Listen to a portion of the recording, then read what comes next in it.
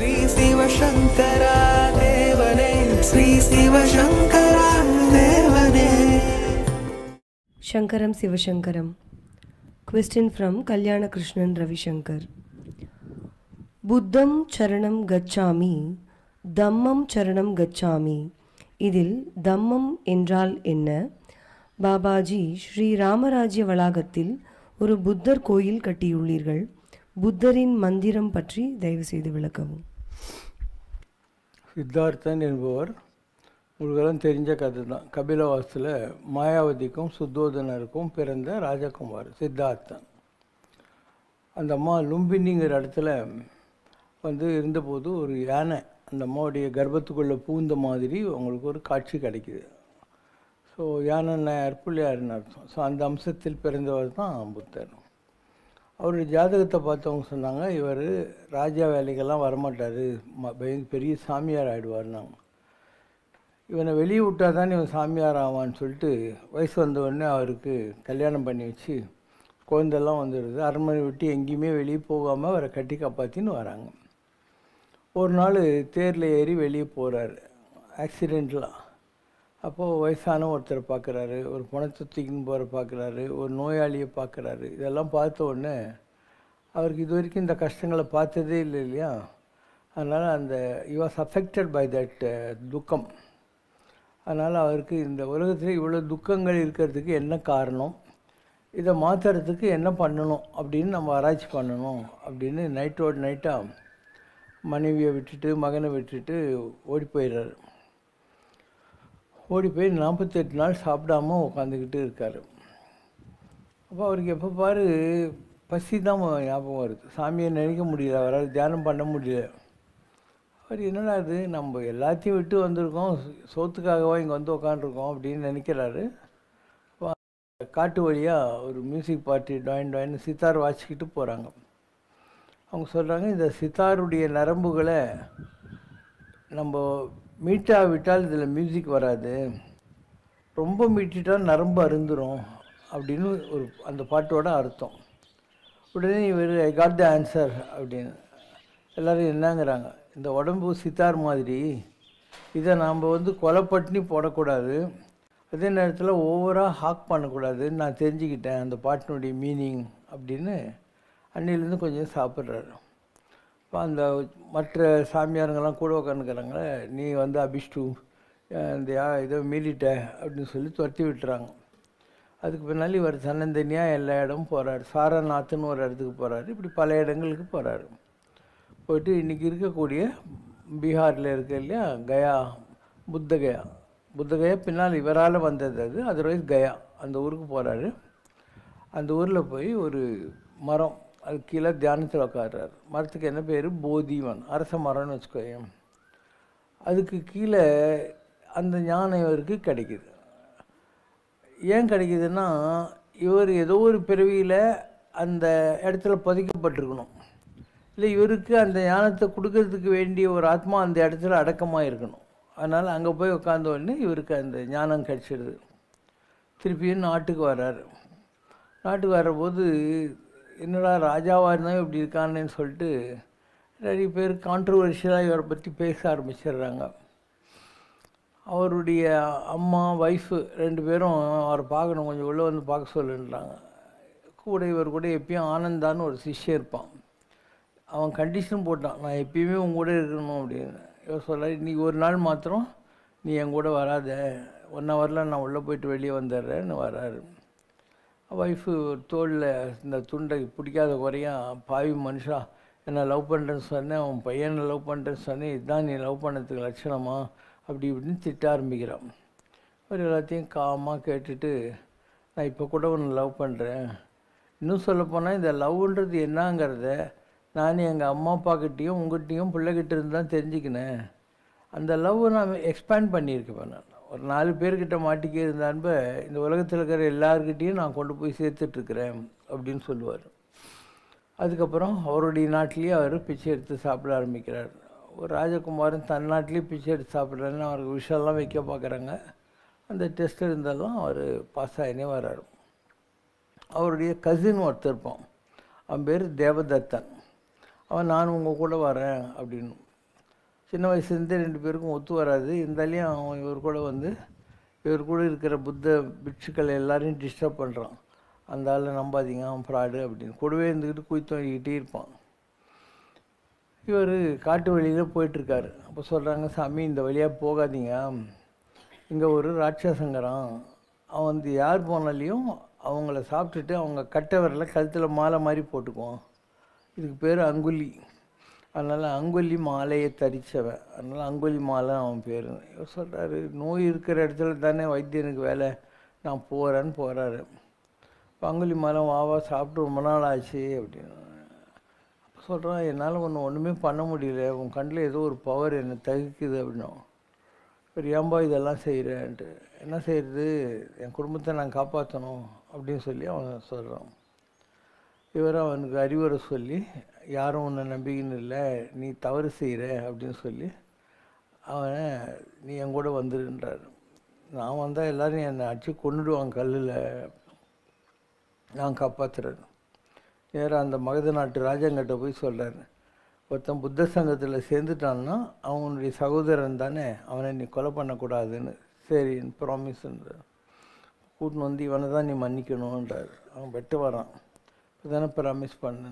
சரின்னு இவர் அவனை கொண்டு போய் மொட்டை அடித்து கஷாய வாசனம் கொடுத்து அவனை சாமியாக்கிட்டு இவர் கூட பிச்சை எடுத்துக்கிறதுக்காக தெருவா கூட்டின்னு போகிறாரு. கொஞ்ச நாள் ஆகிடுது. ஆன உடனே சொல்கிறாரு, ஒரு பெரிய மரத்துக்கெல்ல சின்ன மரம் வராது, நீ தனியாக தான் பிச்சை எடுக்கணும் அப்படின்னு. இவன் தனியாக பிச்சை எடுக்கிறான். இவன் யாரையும் திருப்பி அடிக்கிறது இல்லை, ரவுடியாக இல்லைன்னு தெரிஞ்ச உடனே எல்லோரும் இவனை கல் எடுத்தெல்லாம் அடிப்பாங்க. இவன் ஒவ்வொரு நாளும் ரத்தம் வழிஞ்சிக்கிட்டு அவர்கிட்ட வந்து, உன்னை நம்பி நான் அடி வாங்கினுக்கிறேன் பார்த்தியா அப்படின்னுவான். அவர் சொல்லுவார், நீ எத்தனை பேரை கொலை பண்ணி கட்டை விரலெல்லாம் மாட்டிக்கினேன், அந்த கர்மாவெல்லாம் போகணும், ஆனால் இப்படி தான் போகும், அந்த கஷ்டத்தை நீ அனுபவிக்கணும் அப்படின்னு சொல்லி அவனுக்கு புத்தி சொல்லுவார். இது அவருடைய வாழ்க்கையில் நடந்த ஒரு நிகழ்ச்சி. பெரிய ஞானத்தெல்லாம் போதிச்சுட்டே இருந்தார். ஒரு ஊர் வழியாக போகிறாங்க. போகிறபோது அந்த ஊரில் இருக்கிறவங்கெல்லாம் இவரை திட்டுன்னு திட்டுறாங்க. இவரையும் ஒரு கூட இருக்கிற பிட்சுக்களை சிஷ்யங்களுக்கு கோவம் வருது. இவர் சொல்கிறார், இதுக்கு முன்னே ஊரில் நம்ம என்ன கொடுத்தாங்க, அவங்க லட்டு கொடுத்தாங்க, என்ன பண்ணோம், அந்த லட்டு அவங்களுக்கே கொடுத்துட்டு வந்துட்டோம், பிரசாதமாக கொடுத்துட்டோம். இந்த ஊரில் இருக்கிறவன் திட்டு கொடுக்குறான், அவன் கொடுத்த திட்டு அவனுக்கே திருப்பி கொடுத்துட்டு என் கூட வா அப்படின்வார். இப்படிலாம் பல மாரல்ஸ் இருக்கும். ஒரு நாள் ஒரு ஆத்தங்கரையில் உட்காந்துருப்பார். ஒரு ஆள் வந்து 1/2 மணி நேரம் இவரை திட்டுன்னு திட்டுவான். இவர் ஒன்றும் சொல்ல மாட்டார். அவன் கொஞ்ச நேரம் கழிச்சு வருவான், ரொம்ப சாரி நான் உங்களை ரொம்ப திட்டேன்னு சொல்ல. நீ யாருப்பா, நீ எங்கே என்ன திட்டினு? என்ன சாமி, இந்த இடத்துல தான் நீங்கள் உட்காந்துருந்தீங்க, இங்கே தான் நான் உங்களை திட்டினேன்னு சொல்கிறாரு. இந்த இடத்துல தண்ணி ஓடுது, அந்த தண்ணி நீ 1/2 மணி நேரத்துக்கு வந்தபோது இருந்ததான்னு, அந்த தண்ணி ஓடி போச்சுன்றான். அந்த மாதிரி நீ யாரை திட்டினியோ அந்த சித்தார்த்தன் இப்போ இல்லை, அதுவும் ஓடி போயிடுச்சு, அதனால் don't father, you are not scolded me அப்படிங்கிற வார்த்தையை சொல்லுவார். இப்படி எவ்வளோ மக்களுக்கெல்லாம் அவர் நல்ல சொல்லி நல்ல செஞ்சுக்கிட்டே வராரு. அசோக சக்கரவர்த்தி இல்லையா, அவனெல்லாம் பிற்காலத்தில் மாற்றுவதற்கு அந்த புத்த மதம் தான் காரண காரியமாக இருந்தது. அவருடைய மெயின் உபதேசம் என்ன, லோகம் சூன்யமயம், லோகம் சீனமயம், இந்த உலகத்தில் துக்கத்தை தவிர ஒன்றும் இல்லை. இன்னொன்று சீனம் துக்கம் அப்படின்னாக்கா, அதாவது துக்கமும் வியாதிகளும் இதுதான் இருக்குது, தரித்திரம், இது தவிர ஒன்றுமே இல்லை அப்படி தான் அவர் கண்டுபிடிச்சது. அந்த தேவதத்தர் லாஸ்ட் வரைக்கும் அவரை நோண்டிக்கிட்டே இருப்பான். அவன் பேச்சை கேட்டுன்னு இவர் கூட இருந்தவங்கெல்லாம் அவங்க கூட போக ஆரம்பிப்பாங்க. போகிற இடத்துல பூமி 2ஆக பிளந்து எல்லாரும் உள்ளே போயிட்டாங்க. அதுக்கப்புறம் இவருக்கு ஒரு வருத்தம் வருது. நேராக வந்து ஒரு மரத்தடியில் உட்காந்துக்கிறார். நம்ம இவ்வளோ தியாகம் பண்ணி வந்து எங்கே யாருமே உருப்பட மாட்டேன்றாங்களேன்னு ஒரு கோபத்தில் இருக்கார், தார்மீக கோபம். அப்போ இவரை பிடிக்காதவங்க என்ன பண்ணுறாங்க, ஒரு வயசான பொம்பளை கிட்ட, நீ இப்போது சாப்பாடு எடுத்துன்னு போவே இல்லையா புத்தருக்கு, அதில் இந்த விஷத்தை போட்டுருன்னு அவள் இப்படி கொண்டாந்து கொடுக்குறா. பார்த்தா விஷம் தெரியுது. சரி இந்த உடம்பை வச்சு என்ன சாதிக்க போகிறோம் இனிமேன்னு சொல்லி தெரிஞ்சு அந்த விஷம் கலந்த சாதத்தை சாப்பிட்டுட்டு அவர் இறந்து போயிடுறார். இதுதான் ஷார்ட்லி சித்தார்த்தனாக இருந்து புத்தரானவருடைய கதை. அதுக்கு பின்னால் அசோக சக்கரவர்த்தியினுடைய மகன் மகேந்திர, அவனுடைய பொண்ணு சங்கமித்ரா, இவங்க ஸ்ரீலங்காக்கெல்லாம் போய் புத்த மதத்தை பரப்புனாங்க. அதுக்கப்புறம் நிறைய கண்ட்ரிஸ், பர்மா, தாய்லாண்டு இந்த மாதிரி எங்கெல்லாம் இன்றைக்கி புத்திஸ்ட், கம்போடியா இந்த மாதிரி எல்லா நாட்டிலையும் போய் புத்த மதத்தெல்லாம் பரப்பினாங்க. இந்தியாவில் புத்த மதம் வளரல, கொஞ்சம் பேர் தான் இருந்தாங்க. ஏன்னா இங்கே வந்து நீ வெஜிடேரியனாக இருக்கணும்னு சொல்லிட்டாங்க, சைவமாக இருக்கணும் புத்த மதம்னா. ஸோ இவங்களுக்கு அது மாதிரி இருக்க முடியல, டேஸ்ட் பட்ஸ் ஆர் ஸ்ட்ராங், இவனுக்கு கடிச்சு குதறணும். அதனால் இங்கே புத்த மதம் வளரவே இல்லை.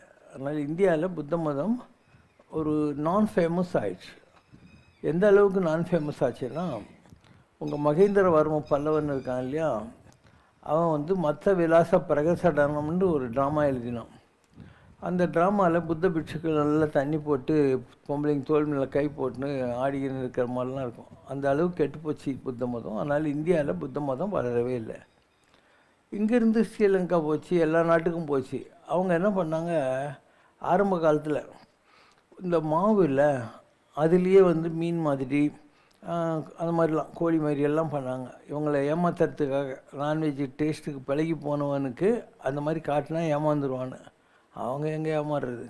கடைசியில் நீங்கள் அந்த நாட்டில் எல்லோரும், அந்த நாடுகளில் எல்லாருமே நான்வெஜ் தான், எதையும் விடுறதே இல்லை. சைனா மாதிரி நாட்டில் எந்த ஒரு விலங்கினுடைய முதுகுத்தண்டு மேலே சூரிய வெளிச்சம் படுதோ அதெல்லாம் சாப்பிட்லான்னு அவனே ரூல் எழுதினான்.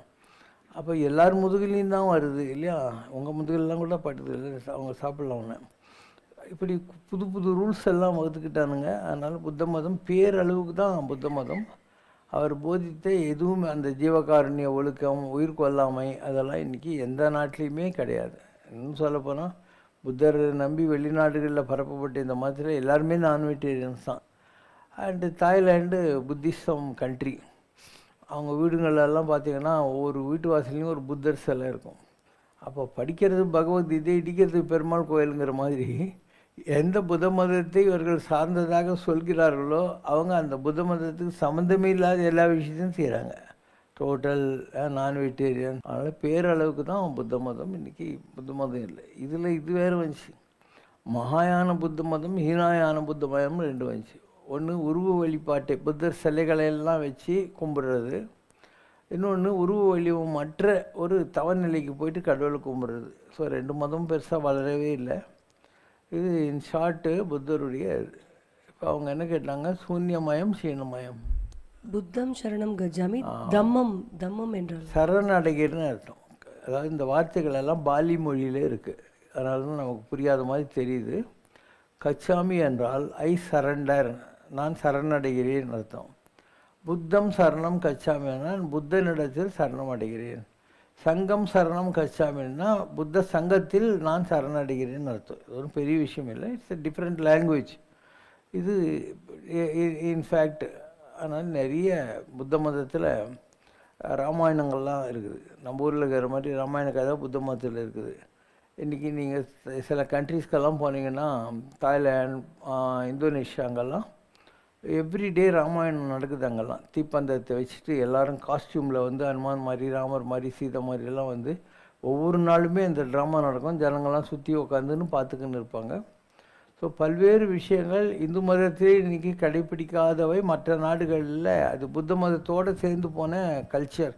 அதனால் எல்லா நாடுகள்லையும் அதெல்லாம் ஃபாலோ பண்ணிகிட்ருக்கோம்.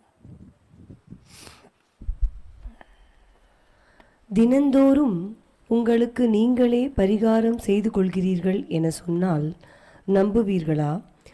சிலரின் ஜாதகத்தில் 9ஆம் அதிபதி சில குறிப்பிட்ட இடங்களில் அமர்ந்தால் அவர்களின் செயல் அவர்களுக்கு தெரிந்தோ தெரியாமலோ பரிகாரமாக இருக்கும். ஆதலால் அவர்களுக்கு பரிகாரம் ஒன்று தனியாக ஏற்படாது. ஒரு குறிப்பிட்ட செயலுக்கு பலன் கிடைக்கச் செய்யும் ஒரு குறிப்பிட்ட செயலை நமக்கு ஜோதிடர் சொல்லும்போதுதான் அது நமக்கு பரிகாரமாக புலப்படுகிறது என்று ஒரு செய்தி படித்தேன். பாபாஜி, பரிகாரம் என்ற சொல் எப்படி வந்தது? யாரால் உருவாக்கப்பட்டது? அது ஒரு வடமொழி சொல். For every action there is an equal and opposite reaction அப்படிங்கிறாங்க. இப்போ பரிகாரம்னா என்ன? நீங்கள் நிறைய பேர் உங்கள் மேலே கண் வைக்கிறாங்க, திருஷ்டின்னு சொல்லுவாங்க இல்லையா, அந்த மாதிரி உங்கள் மேலே கண் வைக்கிறாங்க. அந்த திருஷ்டி எப்படி போக்குறது? அதனால் பூசணிக்காய், எலுமிச்சங்காய், அதுக்கப்புறம் தேங்காய், இந்த மாதிரியான உயிர் துடிப்புள்ள ஆர்கானிக் சப்ஸ்டன்சஸ்ன்னு சொல்லுவாங்க. அதை உன் தலையிலேருந்து கால் வரைக்கும் உருவி எடுத்து இல்லை மிளகா இல்லை, அது உப்பு ரெண்டையும் எடுத்து தலையிலேருந்து கால் வரைக்கும் சுற்றி இந்த ஆளில் பிடிச்சிருக்க திருஷ்டி நெகட்டிவ் எனர்ஜி எல்லாம் வெளியே போகணும் அப்படின்னு சொல்லி நெருப்பில் போட்டுருவாங்க. இது ஒரு வேர்ல்ட்லி சென்ஸில் நம்ம பெரியவங்க காலத்துலேருந்து இன்றைக்கி வரைக்கும் கடைப்பிடிக்கப்படுகிற பரிகாரம். அதாவது திருஷ்டின்றது என்ன?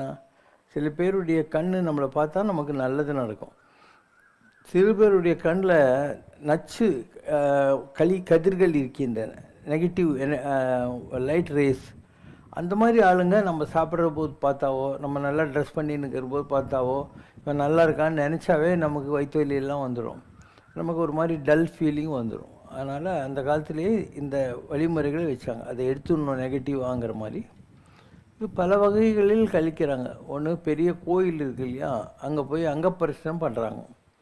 அங்கப்பிரசனம் பண்ணுறபோது ரெண்டு நல்லது நடக்கும். ஒன்று, உடம்புக்கு தானே கர்மா வந்திருக்கு, நீ எவ்வளவோ பக்தர்கள் நடந்து போகிற அந்த பிரகாரத்தில் அவங்களுடைய கால் தூசி இருக்கும், அதனால் பக்தர்களுடைய கால் தூசி மண்ணில் உன் உடம்பை சுற்றி எடுக்கிற போது உன்னுடைய அந்த நெகட்டிவ் எனர்ஜியெல்லாம் போயிடும் அப்படிங்கிறது ஒரு வழி. இன்னொன்று, அந்த காலத்துலலாம் இந்த மாதிரி தரெல்லாம் கோயிலுக்கு போட்டது இல்லைல்ல, எல்லாம் மண்ணாக இருக்கும்.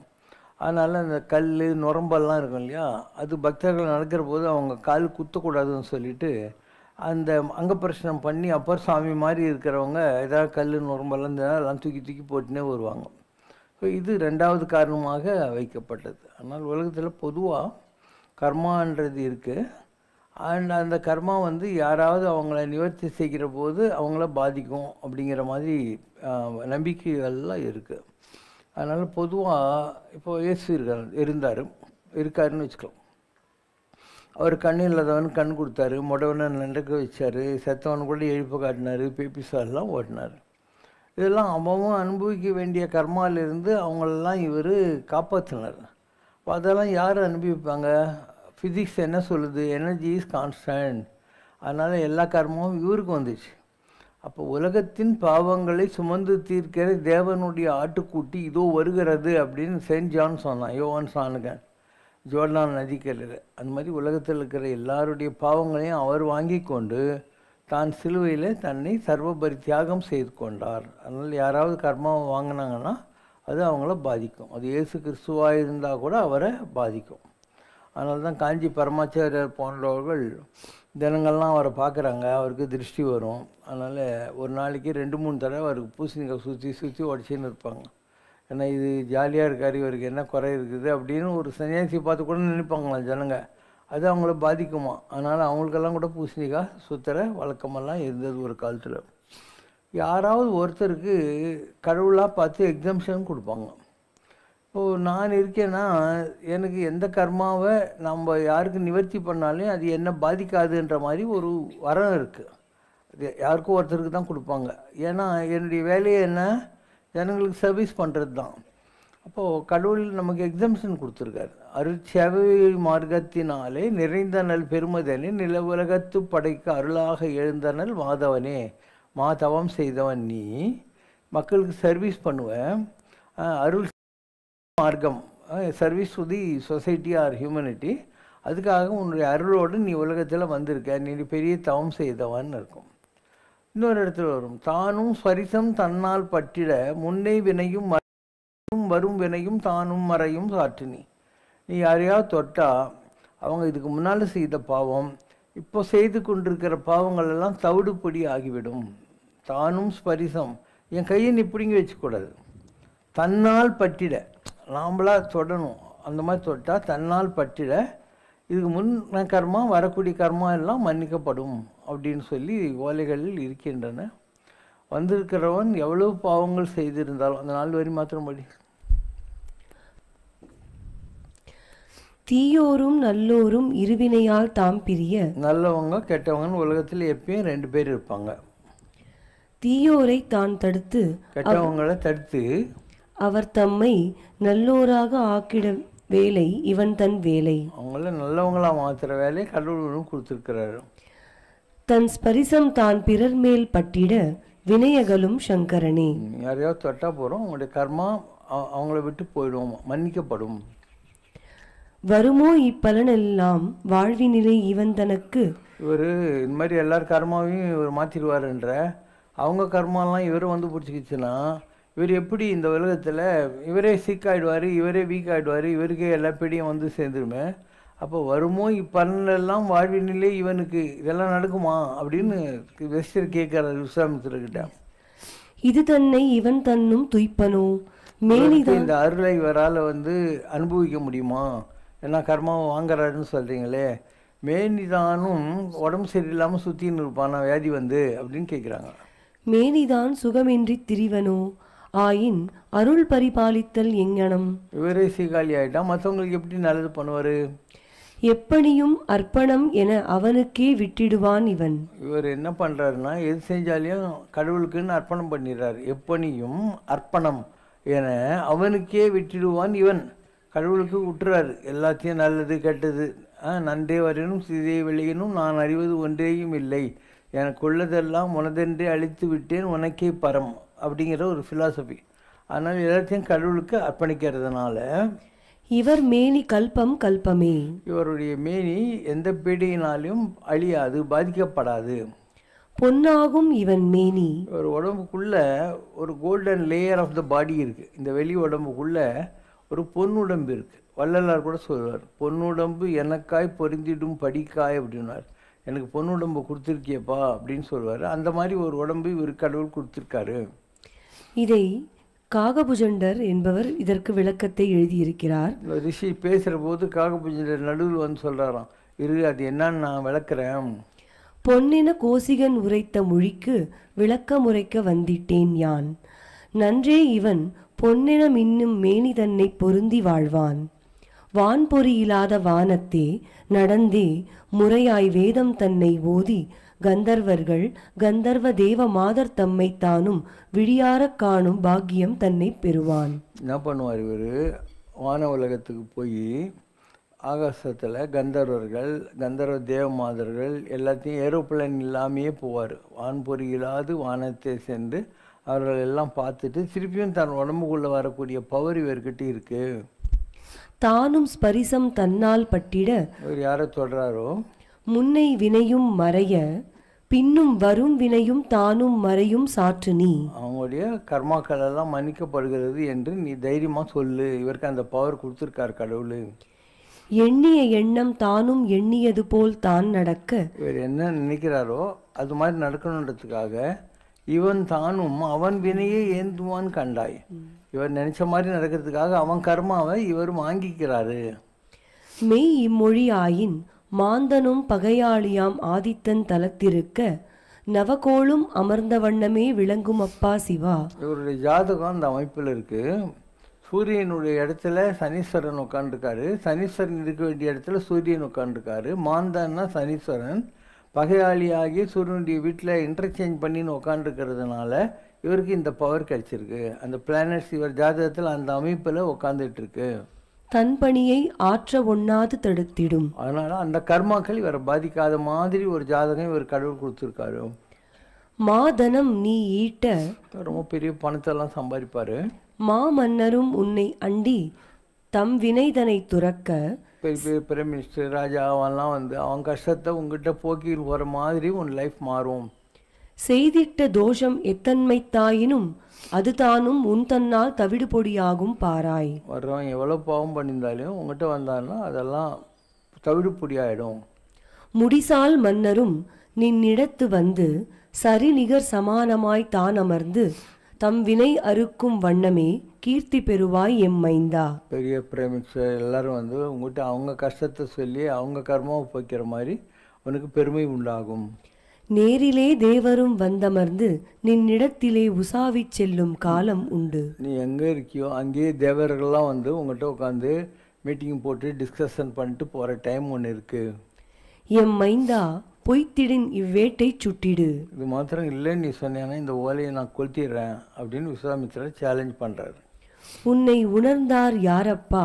உன்னை பற்றி யாருக்கு தெரியும் இந்த உலகத்தில்? உன்னை உணர்ந்தார் யாரப்பா?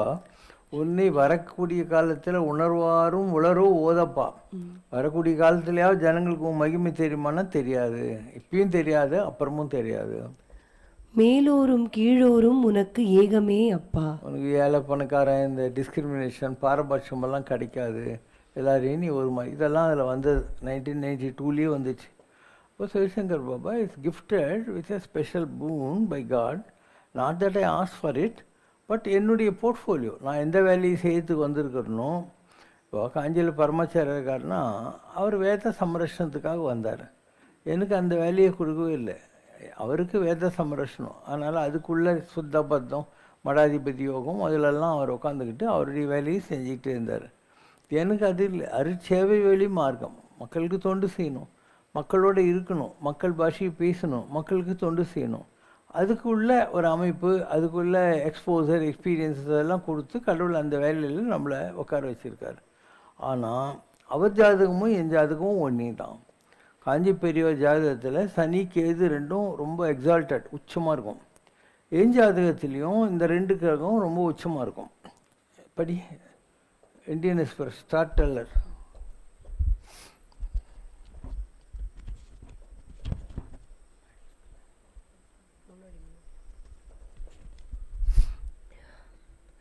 The current dasa is Jupiter. Jupiter. அந்த அம்மா படித்த போது நான் நீலங்கரையில் இருந்தேன். அப்போ எனக்கு குருதசை நடந்துகிட்டு இருந்துச்சு. Jupiter denotes success and spiritual advancement. குருதசைன்றது இவருக்கு ஆன்மீகத்தில் உயர்ச்சிகளை தரும். The next dasa Saturn starts on 26th October 2002. 2002 இவருக்கு சனி தசை ஆரம்பிக்குது. Saturn, the sublord of the 9th cusp with no planets in its stars, will give him great success in spiritual life throughout the period of 19 years. 2002 இருந்து 2021 வர வரைக்கும் இவருக்கு அப்போ தான் இந்த இடம்லாம் வாங்கணும், இவ்வளோ கோயில் கட்டணும், இதெல்லாம் பண்ண ஆரம்பித்தேன் இல்லையா. அதெல்லாம் அந்த டைம் அந்த சனி தசை. ஏன்னா எனக்கு சேட்டன் தான் ruling planet. This chart can well be compared with the chart of His Holiness காஞ்சி காமகோட்டி பீட்டாதிபதி. இவருடைய இந்த ஜாதகமும் காஞ்சி மகாபெரிவருடைய ஜாதகத்தையும் கம்பேர் பண்ணலாம், ரெண்டும் ஒரே மாதிரி தான் இருக்கும். Jagadguru Sri Chandrasekhara Saraswati. In Shankaracharya Swamigal's Ketu and Saturn are conjoined in Virgo. It gave him all the success and fame as both the planets are responsible for spiritual advancement. In this chart also, Saturn aspects Ketu powerfully. The native will spread his message all over the world in Saturn Dasa and he will get success in his mission of spirituality. அதே ஜாதகம். அதனால் இவர் வந்த வேலையை அழகாக செய்வார், உலகம் பூராவும் செல்வார். நான் உலகம் பூரா போயிருக்கேன்ல, ஆர்டிகா அண்டார்டிகாலேருந்து எல்லா நாடுகளுக்கும் போயிருக்கேன். வேலையை ஒழுங்காக தான் பண்ணியிருக்கேன் நான். ஆச்சா? Okay. From the first Drekana, it can be perceived that the native's past life was also highly spiritual. இவருடைய முற்பிறவிகளில் கூட இவர் பெரிய அளவுக்கு தெய்வீகமாக ஆன்மீகத்தில் இருந்திருக்காரு. Like Bhishma of Mahabharata, the native will attain samadhi according to his will, Swayam Chintana Marana. இவர் பீஷ்மர் மாதிரி இவரே நினச்சா தான் சாவார், இல்லைன்னா இவர் சாக மாட்டார். பீஷ்மர் மாதிரி இவருக்கு ஒரு கிஃப்ட் இருக்குது கடவுள்கிட்ட இருந்து. After his life's mission is fulfilled. ஓகேவா? இதெல்லாம் எப்பயோ சொல்லிட்டாங்க, இதெல்லாம் 1996 97 சொல்லிட்டாங்க. அதனுடைய போக்கில் லைஃப் போயிட்டுருக்குது. நம்ம இந்த இடத்துக்கு அந்த ரேஞ்சில் வந்தோம். இயர் 2001 அந்த 2ல் வந்தோம். அதுக்கப்புறம் ஆல்மோஸ்ட் லைக் 2017 ஆர் 18 வரைக்கும் எல்லாத்தையும் சாதிச்சுனே தான் இருந்தோம் இல்லையா. ஆஸ்பத்திரி கட்டினோம், ரூரல் சர்வீஸ் பண்ணோம், இங்கே பண்ணோம், தையூரில் பண்ணோம், எல்லாத்தையும் பண்ணிக்கிட்டே தான் இருந்தோம். எதுக்குமே பஞ்சமே இல்லாத அளவுக்கு எல்லாம் நல்லா தான் நடந்துக்கிட்டு இருந்தது. Next question. மகாமிருத்யுஞ்சய மந்திரம் ஓம் திரையம்பகம் யஜாமஹே என்ற மந்திரம் பாபாஜி மார்க்கண்டேய மகரிஷி அருளிய இந்த மகாமிருத்யுஞ்சய மந்திரம் பற்றி தயவு செய்து விளக்கு. மந்திரம் என்பது நிறைமொழி மாந்தர் கிளத்த பெருமை. மந்திரம்னா என்ன? வாழ்க்கையில் நிறைவே அடைந்து விட்ட ஞானிகள் ஆகிவிட்ட பெரியவங்க நம்ம காதில் கிளத்தல்னா காதில் விடும், கிளத்த பெருமை நம்ம விடுற மாதிரி அவங்க சொன்ன சத்தங்கள், ஓசை ஒலியலாம் ஆனாய் நீயே, அந்த மாதிரி அந்த சத்தங்கள் தான் மந்திரம் என்பது. நிறைய மந்திரங்கள் இருக்குது. இப்போது கௌசிக ராஜாவாக இருந்தவன் காயத்ரி மந்திரத்தை கொடுத்தான். இப்படி ஒவ்வொரு மந்திரத்தை கொடுத்தவனும் இந்த உலகத்தில் ஒவ்வொரு ஒரு மார்க்கனி ரேடியோ கண்டுபிடிக்கிறான், ஆல்வா எடிசன் நீராவி தத்துவத்தை கண்டுபிடிக்கிறான், ஆர்வில் ரைட் ஓர்வில் ரைட் ஏரோப்ளேனை கண்டுபிடிக்கிறான். அந்த மாதிரி தான் மந்திரங்க கூட. ஆகாசத்தில் சித்தாகாசம்னு பேர் இருக்குது. நிறைய மந்திர சத்தங்கள் இருக்குது. அந்த சத்தங்களை யாரோ ஒருத்தனுக்கு ஏதோ ஒரு சத்தம் கேட்குது, அதை வாங்கி இந்த உலகத்துக்கு அவன் கொடுக்குறான். அந்தந்த மந்திரத்துக்கு ஒவ்வொரு பவர் கிடைக்குது இல்லையா, அதை வச்சுக்கிட்டு இந்த உலகத்தில் வாழ்கிறாங்க. இந்த மகா மிருத்யஞ்ச மந்திரம்ன்றது யாருக்காவது கிடச்சிருக்கும். அதை சொல்கிற போது அவங்களுக்கு ஆயுசு ஜாஸ்தி ஆகும். அதனால தான் இந்த திரியம்பகம் யஜாமஹே புஷ்டிவர்த்தனம்னு சொல்லிட்டு நெய்யெல்லாம் விட்டு பூஜைலாம் பண்ணுறாங்க இல்லையா, அது எதுக்காக பண்ணுவாங்க? இந்த ஆயுஷ் ஹோமம் இந்த மாதிரி விஷயம் செய்கிற போது இவனுக்கு ஆயுசு நிறைய வரணுங்கிறதுக்காக பண்ணுறது. அதனால் ஒவ்வொரு மந்திரத்துக்கும் ஒவ்வொரு பெனிஃபிட் இருக்கும். அந்த மாதிரி இந்த மந்திரம் வந்தது. சித்தர்கள் ஆராதனையில் தீர்த்த நாராயண பூஜை என்பது நாராயணரின் திருவுருவை வைத்து தீர்த்தங்களால் அபிஷேகம் செய்து சிறப்பு வழிபாடு நடத்துவதாகும். இது ஒரு வைதீக முறைப்படி செய்யப்படும் ஒரு ஆராதனையாகும். பாபாஜி தீர்த்த நாராயண பூஜை என்பது பத்ரி காஷியில் உள்ள பத்ரி நாராயணனுக்கு செய்யும் பூஜையா? சித்தர்களுக்கு இந்த மாதிரி பூஜைலாம் கிடையவே கிடையாது. சித்தர்கள்லாம் யார்? மைண்டை டோட்டலாக கான்சென்ட்ரேட் பண்ணி கண்ட்ரோல் பண்ணிட்டாங்க. சித்தம் அப்படின்னா மைண்டு. சித்தர்கள் என்பவர்கள் தங்களுடைய மைண்டை ஃபோக்கஸ் பண்ணிட்டவங்க. அவங்களுக்கு ஆச்சாரமோ நியம நிஷ்டைகளோ மூக்கு பிடிக்கிறதோ உதரணி ஜலமோ இதெல்லாம் கிடையவே கிடையாது. அவங்க உட்காந்த இடத்துல அப்படியே மனதிலேயே எல்லாம் செய்யக்கூடிய நிலையை அடைந்தவர். இப்போ இந்த கேள்வியில் வருகிறது ஒரு ரிச்சுவலிஸ்டிக் ஆச்சாரங்கள் அனுஷ்டானங்கள் சம்பந்தப்பட்ட ஒரு கேள்வி. என்ன கேட்டாங்க? பத்ரி காஷியில் பத்ரி நாராயணன். இப்போது பத்ரி இருக்குது, அங்கே தப்த கொண்டம்னு இருக்குது, பெரிய நதி கோட்டிக்கிட்டு இருக்குது. காசி இருக்குது, அங்கே திரிவேணி சங்கமத்துக்கு கிட்ட தானே எல்லாம் இருக்குது. அதனால் அந்த மாதிரி இடங்கள்ல அவங்க என்ன பண்ணுறாங்க, குடமாக நம்ம நாட்டுக்கோட்டை நகரத்தார்களில் அவங்க அந்த காலத்துலேருந்து தண்ணீரை எல்லாம் எடுத்துன்னு கொடுப்பாங்க. சாப்பாடு பழம் பூ மாலை எல்லாம் கொண்டு போய் கொடுப்பாங்க. காசியில் 6 கால பூஜையில் 3 கால பூஜை நம்ம ஆளுங்க தான், நகரத்தார் தான் பண்ணுறாங்க. அதே மாதிரி பத்ரிகாசிரமம் இருக்குது. அங்கே ஆதிசங்கராச்சாரியார் கேரளா கண்ணனூர் இருக்குது இல்லையா, அந்த ஊர்லேருந்து நம்பூதிரிகளை கொண்டு போய் அந்த காலத்தில் விட்டார். அவங்க தான் அங்கே பூஜை பண்ணுறாங்க. மெயின் பூஜாரி நம்பூதிரி தான். அவனுக்கு அசிஸ்டண்ட்டாகிறவங்கெல்லாம் ராவத்துன்னுவாங்க. அவங்கெல்லாம் லோக்கல், அந்த ஊர்க்காரங்க மலைவாசிகளாக இருந்து பிரிஸ்டானவங்க. அதனால் இந்த மாதிரி உத்தமமான இடங்கள், பெரிய மகான்கள் அங்கே போய் ரூல்ஸ் சொல்கிறாங்க, இந்த மாதிரி பூஜை பண்ணுங்கன்ட்டு. மோஸ்ட் ஆஃப் த பிளேசஸ் நீங்கள் பார்த்தீங்கன்னா ஆதிசங்கரர் பணதாக தான் இருக்கும். ஏன்னா அவர் இந்தியா முழுக்க சுற்றி இருக்கார் 3 தடவை. அவருக்கு நடந்தெல்லாம் போக தேவையில்லை, ஆகாச மாலமாக போகிற பவர் இருந்தது. அவர் தான் பசுபதிநாத், முக்திநாத், கேதார்நாத், பத்ரிநாத், அமர்நாத் மாதிரி எல்லா இடங்கள்லேயும் பிரீஸ்டெல்லாம் கொண்டு போய் அங்கே என்ன மாதிரி பூஜை பண்ணணும்னு சொன்னவர். அவர் தான் காசி இது மாதிரி பெரிய பெரிய க்ஷேத்திரங்களுக்கெல்லாம் போய் அங்கெல்லாம் எப்படி பூஜையெல்லாம் செய்யணும்னு சொல்லி எல்லாத்துக்கும் ரூல்ஸ் கொண்டு வந்தவர். அவர் தான் உங்களுக்கு எந்த சாமியை கும்பிடணுமோ அதை எப்படி கும்பிடணுன்ட்டு உனக்கு சண்முகங்களை ஸ்தாபித்தவர். ஸோ கானாபத்தியம்னா பிள்ளையார், அவர் எப்படி இருப்பார், அவருக்கு என்ன மந்திரம், என்ன நைவேத்தியம், எப்படி பூஜை பண்ணணும், முருகனை கும்பிட்றதுக்கு என்ன பண்ணணும், சூரியனை கும்பிட்றதுக்கு என்ன பண்ணணும், சிவன் என்ன, விஷ்ணு என்ன, அம்பாள் என்னன்னு 6 விதமான மதங்களை உற்பத்தி செய்தார். மதம் இல்லை, வழிபாட்டு தத்துவங்கள். எல்லாத்துக்கும் அவர் மந்திரம் சொல்லிட்டாரு, ரூல்ஸ் சொல்லிட்டாரு, நைவேத்தியம் சொல்லிட்டாரு. அதை பின்னால் வந்தவங்கெல்லாம் ஃபாலோ பண்ணிக்கின்னு இருக்காங்க. அவ்வளோதான். அதனால் அவர் என்ன சொன்னார், எல்லா கடவுளும் ஒன்று தான், அவரவர் இறையவர் குறைவிலர் இறையவர். அதனால் உனக்கு இப்போ பாயசங்குது, அதில் சேமியா பாயசங்குது, அரிசி பாயசம் இருக்குது, ஜவ்வரிசி பாயசம் இருக்குது, ரவை பாயசங்குது. உனக்கு எந்த பாயசம் பிடிக்குதோ கொடு இல்லையா. ராமநாம பாயசக்கே கிருஷ்ணநாம சக்கரை அப்படின்வாங்க கர்நாடகாவில். ராம பாயசம், அதில் சக்கரை கிருஷ்ணநாமம். அதாவது எதுலேயும் பேதங்கள் எல்லாம் கிடையாது. நீ பேராயிரம் சொல்லி வானூரும் ஏத்தும் பெம்மான்னு ஒருத்தர் இருக்கான். 1000 பேரை சொல்லி தேவர்கள்லாம் கும்பிடுற சாஸ்திரநாமத்துக்கு சொந்தக்காரனா கடவுள் இருக்கான். உனக்கு ஆயுஸ் கம்மி. உலகத்தீரே மனிதனுக்கு வயது 100 அல்லன்னு. அந்த வயசில் நீ எவ்வளோ தான் எல்லாத்தையும் பண்ணிட முடியும். அதனால் ஏதாவது ஒன்றுத்தை கெட்டியாக பிடிச்சிக்கோ. தெய்வம் உண்டு என்று, அது ஒன்று என்று தெய்வம் இருக்குன்னு கட்டியமாக நம்பணும். அது ஒன்றுன்றதை நீ டெஃபினட்டாக நம்பணும். உண்டு என்று இரு, அது ஒன்று என்று இருன்னு. அப்போ அந்த ஒன்று நீ சூஸ் பண்ணிக்கோ. உனக்கு சிவனை பிடிச்சாக்கா சைவம், பெருமாள் பிடிச்சா வைஷ்ணவம், அம்பாள் பிடிச்சாக்கா சாத்தம், இப்படி எல்லாத்துக்கும் ஒரு ரூல் சொல்லி நீ ஏதாவது ஒன்றுத்தை ஒழுங்காக பிடிச்சிக்கோ அப்படின்னு அர்த்தம். ஏன் அப்படி சொல்கிறாங்க? இப்போ வள்ளலார் இருந்தார். வள்ளலார் இங்கே தான் எலிஃபென்ட் கேட்டுக்கிட்ட கந்தசாமி கோயில் ஏரியாவில் தான் இருந்தார். அவர் முதல்ல தலமூங்கு தர்மமிகு சென்னையில் தலமூங்கு கந்தவேலின்னு முருகனை தான் பிடிச்சார். அந்த முருகன் என்ன பண்ணார்? அவரை வடிவுடையம்மன் கிட்டே கொண்டு போய் சேர்த்தார் திருவத்தியூரில். அங்கே கொஞ்சம் காலம் இருந்தாங்க. அப்போது சீராரும் வதனங்கள் எல்லாம் சொல்லி அந்த அம்மாவை கும்பிட்டுட்டு இருந்தார். வடிவுடைய மாணிக்க மாலை அதெல்லாம் பாடியிருக்காரு. அந்த அம்மா என்ன பண்ணால் அவரை கொண்டு போய் நடராஜர்கிட்ட சேர்த்தாங்க. அப்போது முதல்ல இப்போது உங்கள் வீடு இருக்குது, உங்கள் வீட்டில் உன் பையன் கூட யாரோ கிரிக்கெட் விளையாட்டு கோலி விளையாட்டு வீட்டுக்குள்ளே வருவான்.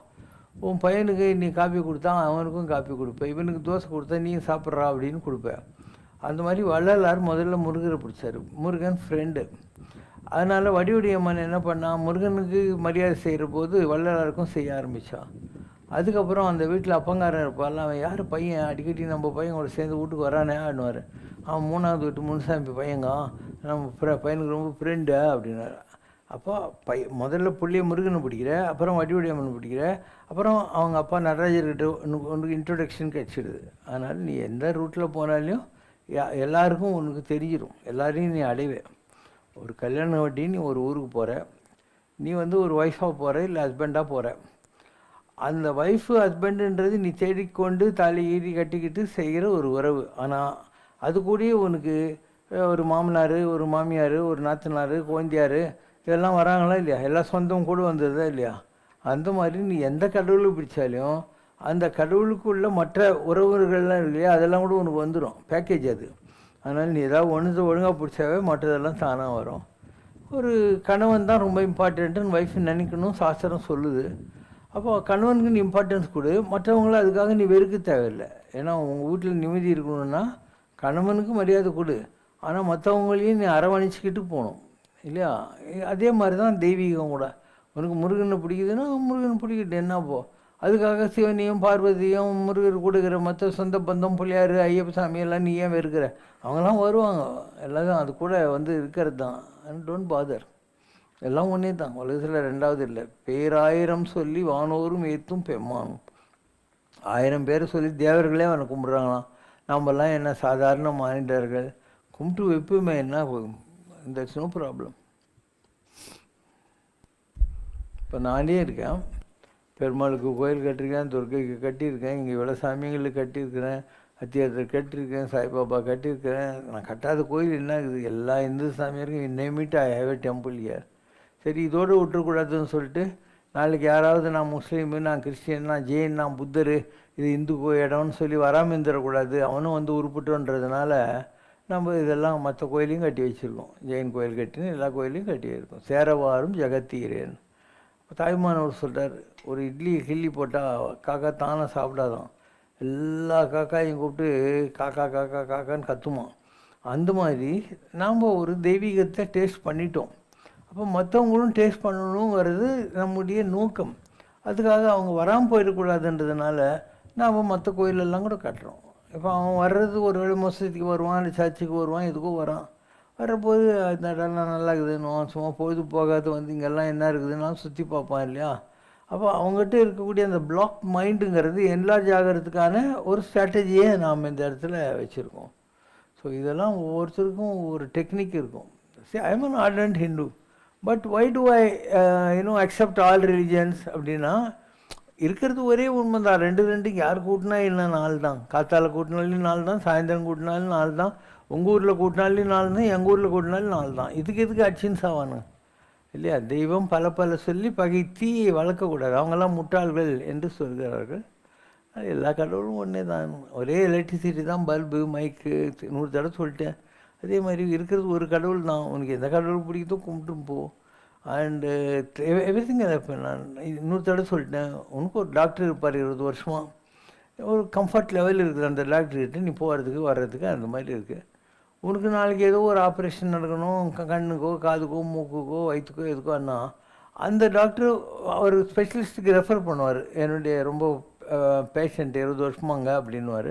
அவருக்கு நேரம் கிடச்சா அவரே கூட வந்து அந்த டாக்டர்கிட்ட இன்ட்ரடியூஸ் பண்ணி உனக்கு ஆப்ரேஷன்லாம் பண்ணிவிட்டு கொண்டாந்து விட்ருவார். அந்த மாதிரி நீ ஒரு டாக்டரை வச்சுக்கோ, ஒரு கடவுளை வச்சுக்கோ.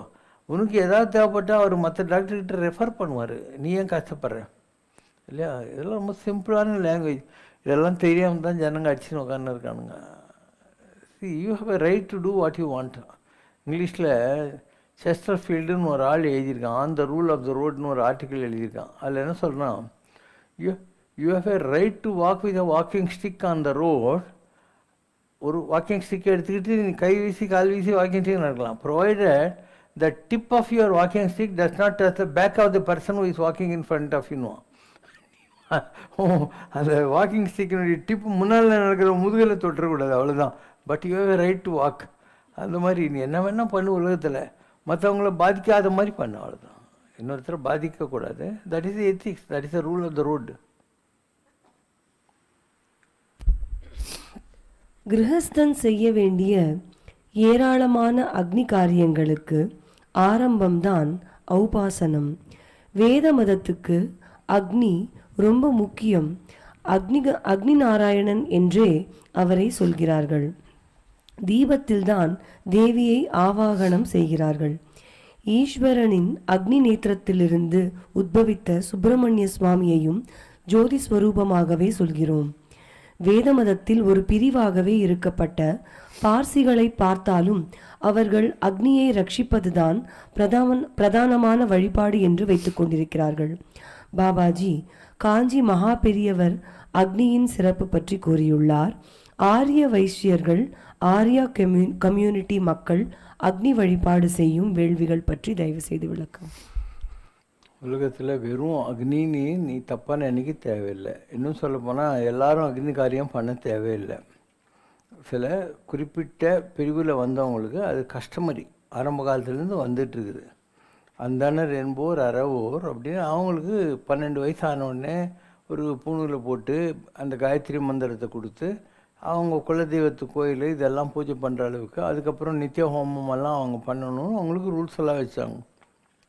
அதே மாதிரி மற்ற சில கேஸ்ட்லேயும் இருக்குது.